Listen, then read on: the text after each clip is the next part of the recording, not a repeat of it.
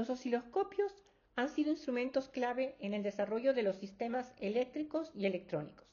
En la historia de las mediciones eléctricas, los primeros instrumentos que le permitieron a los investigadores medir la corriente eléctrica fueron los galvanómetros, que comenzaron a desarrollarse en 1820. Y para 1836 ya el término galvanómetro era de uso común. Pero el instrumento que ha producido mayor impacto ha sido el osciloscopio, ya que permite observar el desarrollo de las señales eléctricas, voltaje y corriente, en función del tiempo, mientras que los demás instrumentos solo indican la magnitud de una variable, el valor pico, el valor RMS, etc. En esta sesión vamos a estudiar en detalle los osciloscopios analógicos.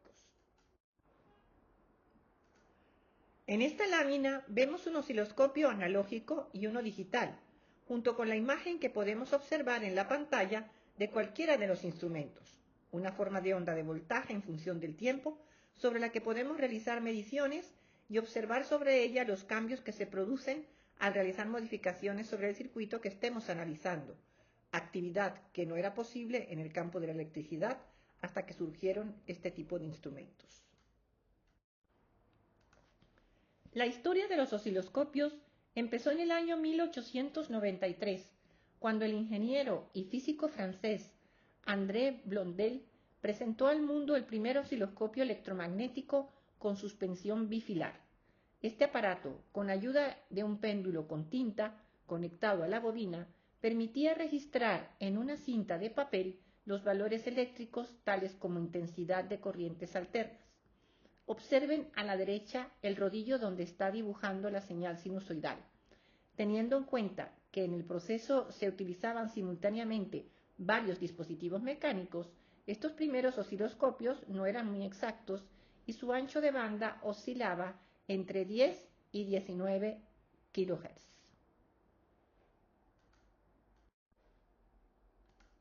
La verdadera evolución de los osciloscopios comenzó en el año 1897, cuando el científico alemán Carl Ferdinand Braun inventó el tubo de rayos catódicos, CRT. Los primeros tubos de rayos catódicos se fabricaban con pantallas redondas. En 1932 se presentó el primer osciloscopio basado en el tubo de rayos catódicos. Cuando terminó la Segunda Guerra Mundial, los osciloscopios empezaron a desarrollarse por todo el mundo. Aquí vemos un osciloscopio de los años 60, cuyos circuitos electrónicos estaban diseñados con tubos al vacío o válvulas, triodos, pentodos, etc. El tubo de rayos catódicos también es el elemento fundamental del desarrollo de la televisión.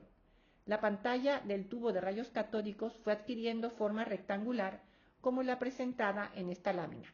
Con esta configuración se fabricaron los televisores de los años 50 y 60. Con tubos de rayos catódicos de pantalla rectangular se fabricaron los osciloscopios de los años 70 en adelante, cada vez con mejores prestaciones. Esta lámina presenta un osciloscopio Tektronix de la serie 7000, como los que había en el laboratorio C en la década de los 70, que eran instrumentos de una calidad muy alta. Y aquí tenemos un osciloscopio analógico actual, como los que están en el laboratorio, diseñados con circuitos integrados. Vamos a estudiar las características de este instrumento. Comencemos por el tubo de rayos catódicos. El tubo de rayos catódicos consiste en una sección cilíndrica de vidrio acoplada a una sección cónica, también de vidrio, a la que se les ha hecho el vacío. En la sección cilíndrica están el cañón electrónico junto con los contactos para las conexiones a las fuentes de alimentación y las placas de deflexión vertical y horizontal, mientras que en la base de la segunda sección se encuentra la pantalla de fósforo. A grandes rasgos, la operación del tubo de rayos catódicos es la siguiente. El cañón electrónico produce un haz de electrones que incide sobre la pantalla, la cual, debido a que está recubierta por fósforo, emite luz en el punto donde se produce la incidencia del haz. Las placas de deflexión permiten variar la ubicación del punto de incidencia del haz sobre la pantalla, debido a lo cual es posible obtener diversas figuras sobre dicha pantalla. Veamos en detalle cada uno de estos elementos. El cañón electrónico está compuesto por el filamento, el cátodo, la grilla, el primer ánodo, el anillo de enfoque y el segundo ánodo. El filamento es un elemento que genera altas temperaturas cuando circula por él corriente eléctrica. Su función es calentar la placa metálica denominada cátodo para que ésta, por efecto termiónico, emita electrones al vacío circundante. El cátodo se conecta a un potencial negativo de unos cuantos miles de voltios y se rodea de un cilindro metálico llamado grilla. La grilla se conecta a un potencial variable cuyo valor puede ajustarse desde un control externo que generalmente es negativo. Cuanto más negativo sea dicho potencial, menor será el número de electrones con la suficiente energía cinética para atravesar la abertura de la grilla y viceversa. Por lo tanto, con el control externo que regula el potencial de la grilla, puede ajustarse el número de electrones que finalmente van a llegar a la pantalla y, en consecuencia, la intensidad de luz emitida por esta. Debido a lo anterior, el control externo que regula el potencial de la grilla se denomina control de intensidad.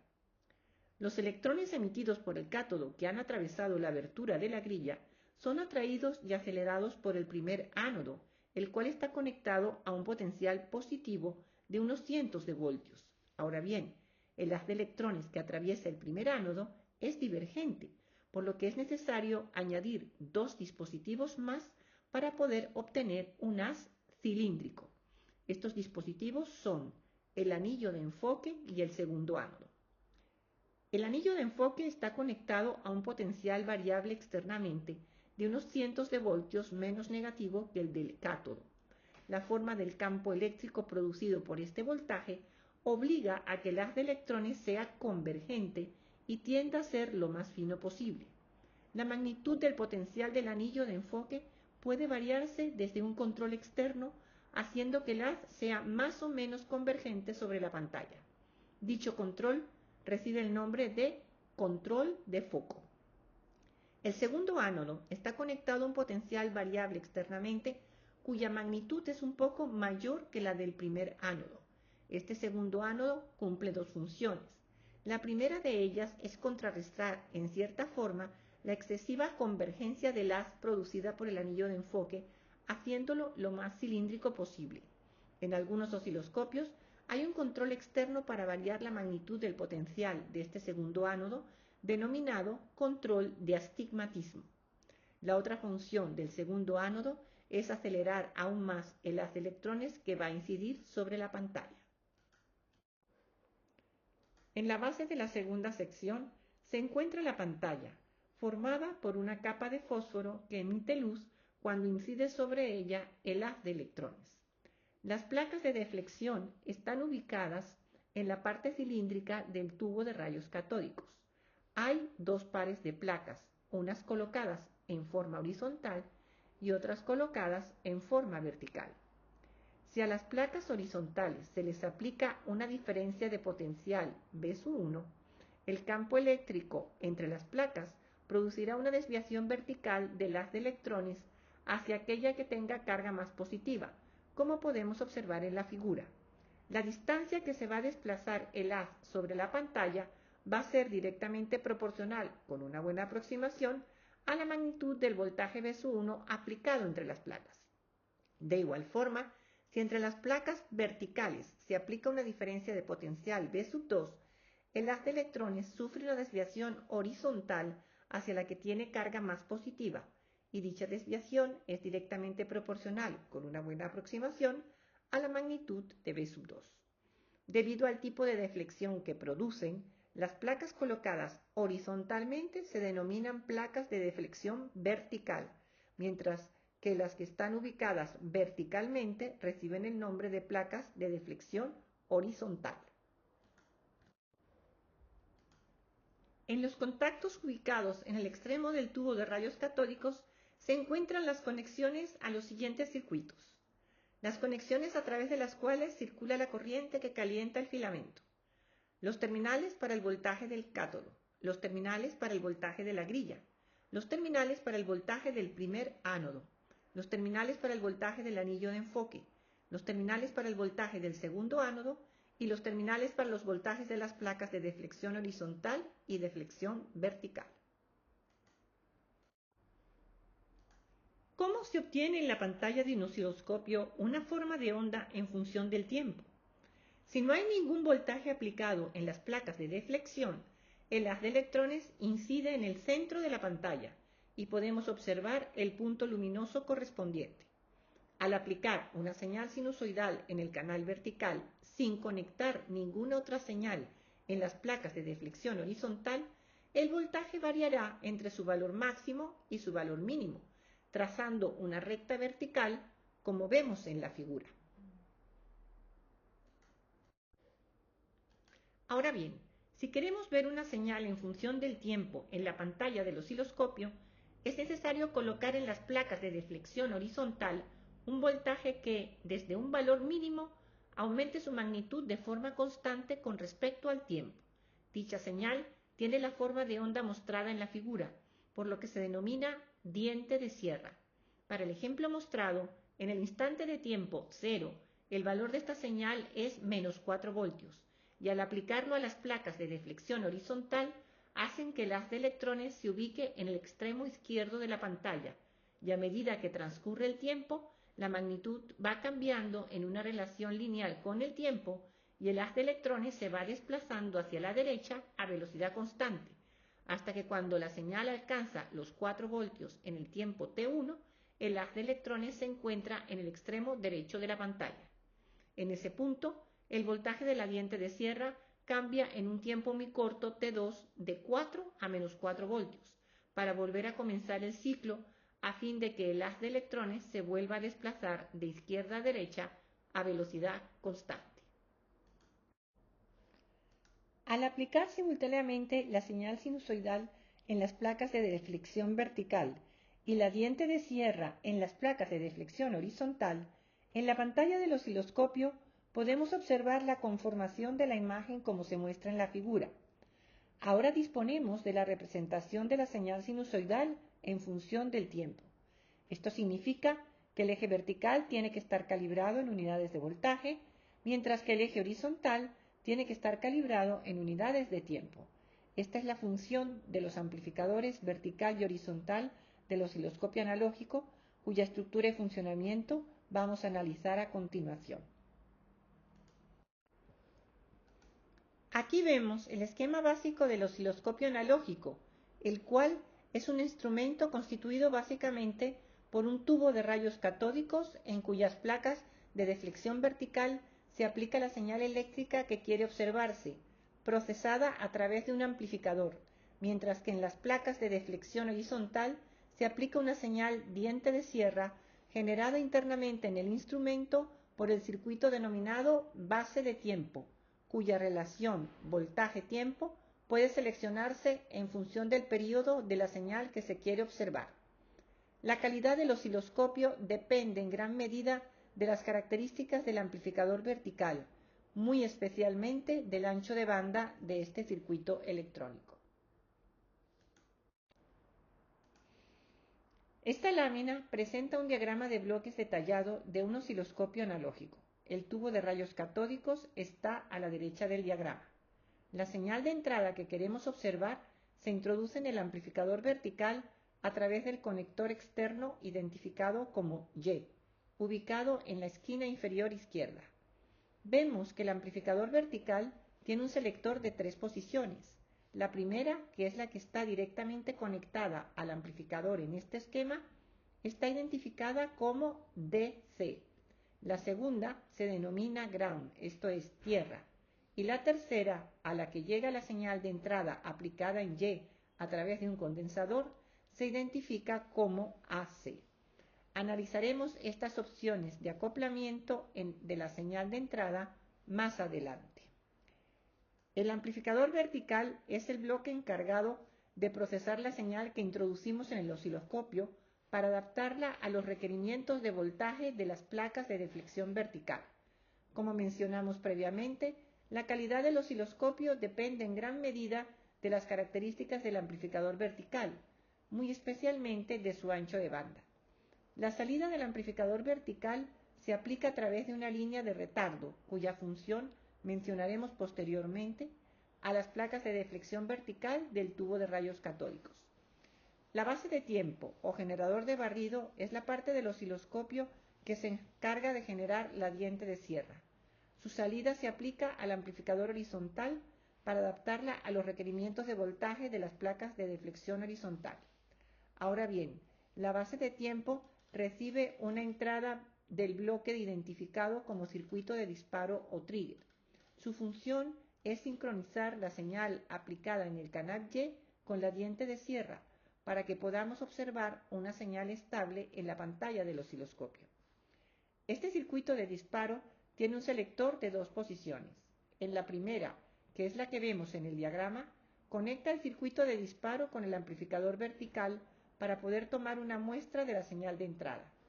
En la segunda posición, al circuito de disparo le entra una señal proveniente del conector externo identificado como X a la izquierda del diagrama de bloques, lo que significa que podemos colocar cualquier señal externa para realizar la sincronización.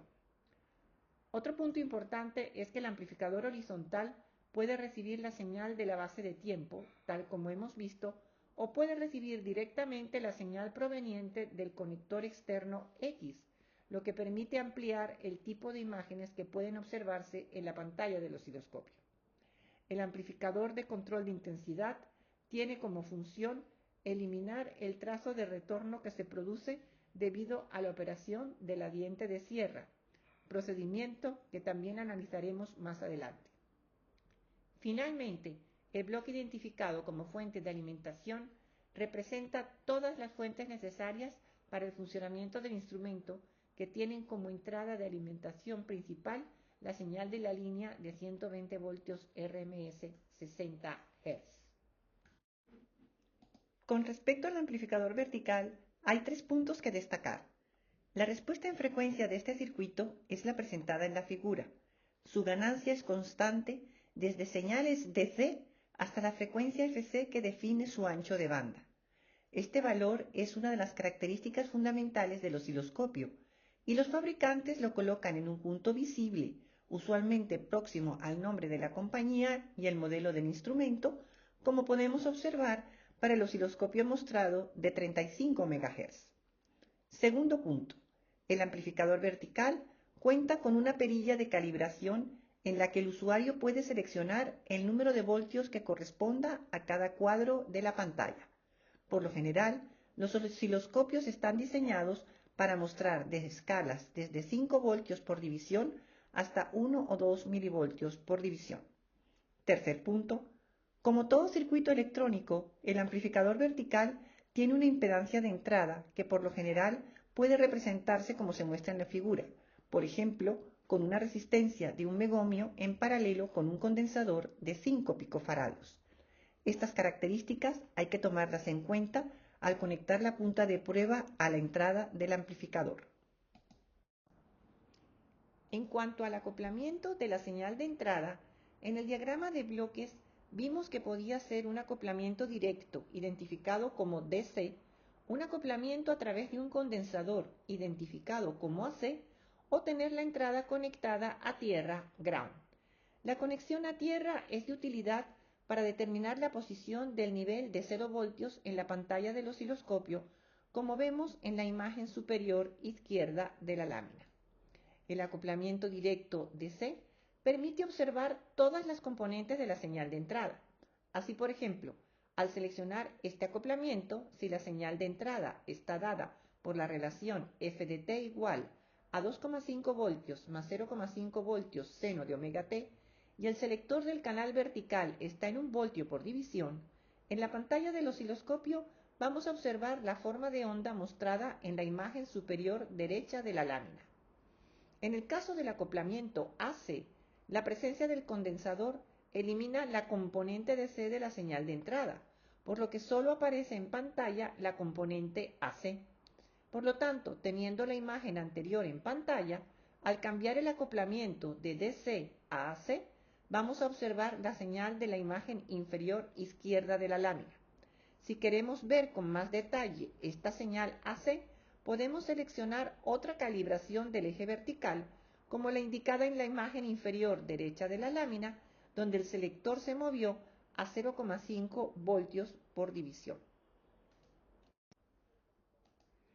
Al amplificador horizontal está conectado el generador de diente de sierra, el cual controla el movimiento horizontal del haz de electrones a una velocidad constante de izquierda a derecha de la pantalla durante un tiempo t1 y coloca nuevamente el haz en la posición inicial en el tiempo t2, mucho más corto que t1. La velocidad del punto luminoso sobre la pantalla depende de la pendiente de la diente de sierra, es decir, de la variación del voltaje por unidad de tiempo. Esta pendiente puede variarse mediante un selector externo que está calibrado en unidades de tiempo, como podemos observar en la lámina. El selector permite escoger tiempos del orden de los segundos, los milisegundos o los microsegundos por cada división horizontal de la pantalla. Para ver una imagen estable en la pantalla, la diente de sierra debe estar sincronizada con la señal periódica que se quiere observar. En la gráfica de la parte inferior izquierda, vemos que el período de la diente de sierra es exactamente el doble que el de la señal sinusoidal, por lo que en la pantalla del osciloscopio vamos a tener dos ciclos completos de la señal alterna, que se superponen con cada barrido de dicha señal de diente de sierra, dando lugar a una imagen estable, sobre la que podemos realizar las mediciones correspondientes. Ahora bien, ¿qué sucede si no es posible seleccionar una diente de sierra cuyo periodo sea un múltiplo entero de la señal que queremos analizar? Si por ejemplo tenemos las señales mostradas en la gráfica de la derecha, durante el periodo del tiempo en que ocurre el barrido número 1, en la pantalla del osciloscopio aparecería la señal sinusoidal de 0 al punto A, y durante el barrido número 2, la señal comprendida entre los puntos B y C, y durante el barrido número 3, la comprendida entre los puntos D y E. Como podemos observar, los puntos iniciales de cada una de estas imágenes no están en fase con los correspondientes a las imágenes anteriores, y por lo tanto las señales no se van a superponer, con lo cual la impresión de conjunto es que la señal sinusoidal se está desplazando y en consecuencia es imposible realizar mediciones. La forma de solucionar este problema es utilizar un circuito de disparo que sincronice la diente de sierra con la señal aplicada en el canal vertical. En el diagrama de bloques del osciloscopio vimos que a la entrada del circuito de disparo se conecta una muestra de la señal de entrada proveniente del amplificador vertical. Cuando la señal de entrada pasa por una fase predeterminada, seleccionada por el usuario mediante un control externo, el circuito de disparo genera un pulso que aplica a la base de tiempo para que comience la generación de la diente de sierra. En el ejemplo mostrado, el circuito de disparo genera un pulso cuando la señal de entrada llega al punto A, y en ese instante la diente de sierra retorna a menos 4 voltios e inicia un nuevo barrido de izquierda a derecha. La señal en pantalla termina cuando la diente de sierra alcanza los 4 voltios, pero esta señal no pasa de nuevo a su valor inicial de menos 4 voltios hasta que no recibe el siguiente pulso de disparo, que se produce cuando la entrada pasa por el punto C, el cual tiene la misma fase que el punto A.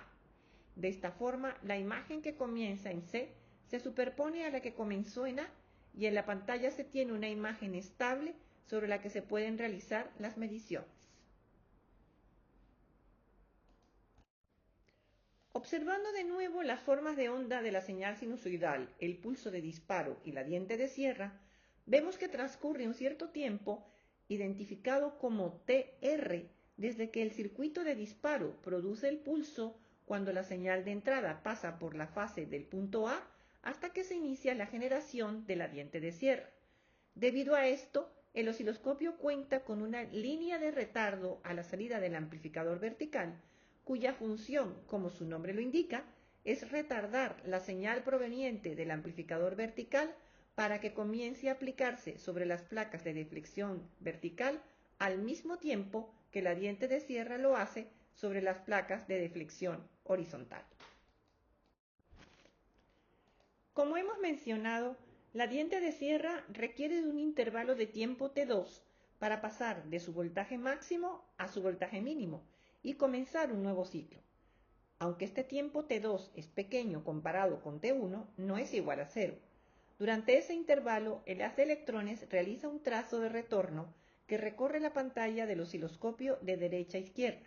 Si no se toma ninguna medida adicional, este trazo va a ser visible y por lo tanto va a interferir con la forma de onda que queremos analizar.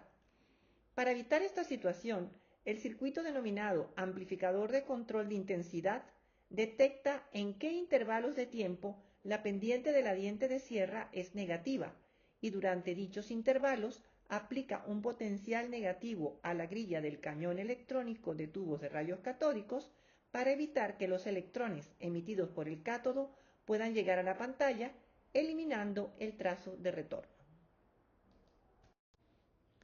En las láminas anteriores hemos descrito en detalle el funcionamiento de un osciloscopio analógico que presenta en pantalla una forma de onda en función del tiempo. Ahora bien, la gran mayoría de los osciloscopios comerciales son capaces de presentar por lo menos dos señales simultáneas y en algunos casos hasta cuatro, a pesar de que cuentan con un solo cañón electrónico.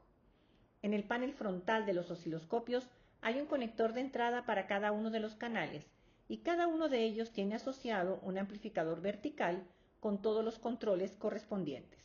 Una vez que las señales están listas, se combinan en un circuito diseñado para tal fin antes de ser aplicadas a las placas de deflexión vertical. Los dos sistemas generalmente utilizados para combinar dos o más señales a fin de presentarlas simultáneamente sobre la pantalla de un osciloscopio analógico son el modo alternado, identificado como ALT, y el modo cortado, identificado como CHOP. En el modo alternado, el sistema controlador de las señales permite que durante un ciclo de la diente de sierra aparezca en la pantalla la señal proveniente del canal vertical 1, durante el siguiente ciclo la señal proveniente del canal vertical 2 y así sucesivamente, como podemos observar en la gráfica de la izquierda.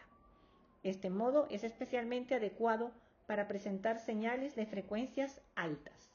Si lo utilizamos con señales de baja frecuencia, vamos a observar primero una de las formas de onda completa y luego la otra, por lo que no resulta conveniente para realizar las mediciones. En el modo cortado, el sistema controlador de las señales se encarga de que en cada ciclo de la diente de sierra aparezcan segmentos de cada una de las dos señales, como se muestra en la gráfica de la derecha. Este modo de presentación se utiliza para presentar señales de frecuencias bajas del orden de los 100 Hz o menos.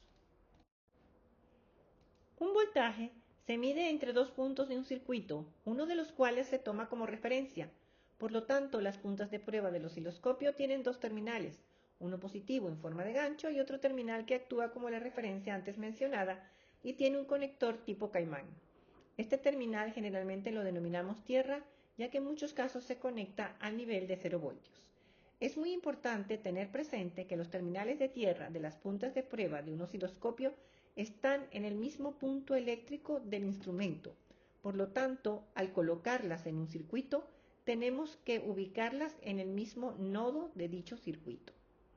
Las puntas de uso frecuente cuentan con un selector que permite escoger atenuaciones de por 1 o por 10. Si se selecciona por 1, la señal del circuito bajo prueba se introduce sin modificaciones en el amplificador vertical del osciloscopio y por lo tanto la lectura de los voltajes se realiza tomando directamente los valores de las escalas indicadas en el selector de voltios por división.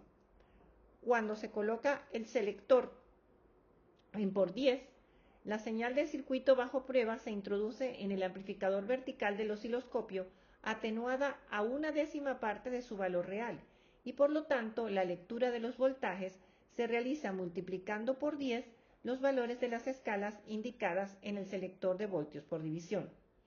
Esta atenuación se usa cuando deseamos medir señales del orden de las centenas de voltios que están fuera del rango usual de los osciloscopios, como por ejemplo la señal de la línea de alimentación que tiene 120 voltios RMS, lo cual corresponde a 169,7 voltios pico. Hay puntas de prueba con factores de 100 e incluso más altos. Otro punto que debemos tener muy en cuenta es que los osciloscopios, al igual que cualquier otro instrumento de medición, tienen una impedancia de entrada, la cual queda conectada en paralelo con el componente sobre el que estamos realizando la medición, y por lo tanto debemos tener una idea del valor de dicha impedancia para saber si la conexión puede alterar o no al circuito bajo prueba. Cuando en la punta de prueba se selecciona la atenuación por 1, la resistencia que se va a conectar en paralelo con el elemento del circuito bajo prueba es de 1 megomio, mientras que si se selecciona la atenuación por 10, la resistencia es de 10 megomios.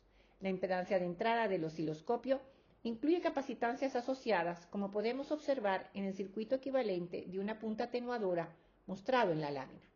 Las puntas de prueba tienen una capacitancia variable CB, cuyo valor puede modificarse mediante un tornillo que permite realizar los ajustes necesarios para compensar el efecto de las capacitancias sobre las formas de onda. Por ejemplo, la forma de onda de la izquierda es una señal cuadrada distorsionada debido al efecto de las capacitancias sobre las señales de alta frecuencia que la constituyen. La capacitancia variable CB permite compensar este efecto ajustando su valor mediante el tornillo disponible para ello hasta lograr la señal más cuadrada posible, como la de la imagen de la derecha. Una última consideración muy importante al momento de utilizar un osciloscopio es la forma como está conectado a la red de alimentación. Muchos osciloscopios tienen enchufes de 3 terminales, por lo tanto están conectados a tierra. Para identificar esta conexión se dice que el osciloscopio está aterrado. En el diagrama superior se muestra esta conexión. Los puntos comunes de las puntas, esto es, los caimanes, solo se pueden conectar al punto común de tierra donde también está la tierra del generador. Si las tierras se colocan en cualquier otro nodo del circuito, van a producir un cortocircuito entre dicho nodo y tierra. Los terminales positivos de las puntas de prueba se pueden colocar, por ejemplo, en la salida del generador y entre la resistencia y el condensador, con lo cual, en la pantalla del osciloscopio se van a observar el voltaje del generador y el voltaje del condensador. Si se quiere analizar el voltaje entre dos puntos que no estén conectados a tierra, hay que conectar el osciloscopio a la red eliminando el tercer terminal del enchufe que lo conecta a tierra. En este caso se dice que el osciloscopio está flotando. Si el osciloscopio está en estas condiciones, como se muestra en el diagrama inferior, puede colocarse la tierra de las puntas en un nodo diferente a la tierra del circuito, pero siempre las dos tierras en el mismo punto, en este caso en el nodo entre la resistencia y el condensador. Ahora la punta del canal 1 se puede colocar de forma que mida el voltaje en la resistencia, mientras que la del canal 2 está midiendo el voltaje en el condensador, pero con signo negativo. No puede conectarse esta punta de otra forma, ya que su tierra solo puede estar en ese nodo, como hemos dicho. Los osciloscopios tienen la posibilidad de invertir la polaridad de los canales para que podamos observar las formas de onda con la polaridad correcta en caso de que tengamos que conectar las puntas con la polaridad invertida debido a la posición de las tierras. En esta sesión hemos estudiado la estructura y funcionamiento del osciloscopio analógico, instrumento fundamental en el desarrollo de la electrónica. En la página de asignaturas tienen la guía teórica donde pueden consultar la información relacionada con el osciloscopio analógico en el capítulo 8, y en el video indicado tienen una presentación de los procedimientos iniciales para utilizar un osciloscopio analógico producido en la Universidad de Valencia, España.